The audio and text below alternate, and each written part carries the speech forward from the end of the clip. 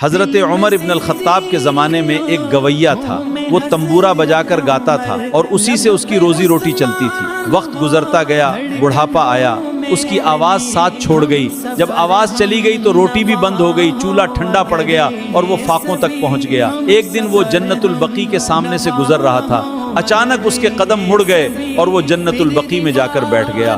اس نے آسمان کی طرف ہاتھ اٹھائے اور روتے ہوئے عرض کرنے لگا، یا اللہ، جب تک آواز تھی میرا چولہا جلتا تھا، اب آواز بھی چلی گئی اور روزی روٹی بھی چلی گئی، میں بھوکا ہوں، تیرے در پر آیا ہوں۔ اب میرے پیارے عزیزو، یہاں ہماری باتوں پر غور کرنا۔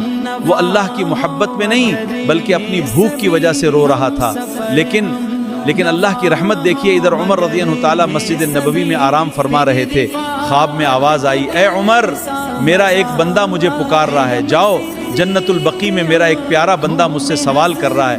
حضرت عمر اتنی جلدی اٹھے کہ جوتے پہننے کا بھی خیال نہ رہا اور تیزی سے جنت البقیع کی طرف چل پڑے۔ جب اس گویے نے دور سے حضرت عمر کو آتے دیکھا تو گھبرا گیا، اس نے اپنے آنسو پونچھے اور وہاں سے جانے لگا۔ اسے ڈر تھا کہ شاید اس سے کوئی پوچھ تاچھ ہوگی۔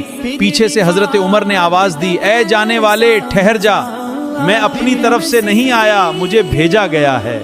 وہ حیران ہو کر پلٹا اور بولا، آپ کو کس نے بھیجا ہے؟ حضرت عمر نے فرمایا، جسے تم پکار رہے تھے اسی نے مجھے تمہارے پاس بھیجا ہے۔ یہ سنتے ہی وہ گویا زمین پر گر پڑا، اس کی آنکھوں سے آنسو بہنے لگے۔ وہ روتے ہوئے کہنے لگا، یا اللہ، ساری زندگی تیری نافرمانی کرتا رہا، آج بھی تجھے اپنے پیٹ کے لیے پکارا، میرے مالک مجھے معاف کر دے۔ حکایت کے انوسار اتنا کہنا تھا کہ اس کی ایک درد بھری چیخ نکلی اور اس کی روح اپنے رب کی طرف لوٹ گئی۔ حضرت عمر نے اسے اٹھایا، اس کے جنازے کا اہتمام کیا اور اسے دفن کرایا۔ میرے عزیزو، رب کو راضی کرنا بڑا آسان ہے، ایک بار توبہ تو کر لو، پھر دیکھنا اللہ کتنا مہربان ہوگا۔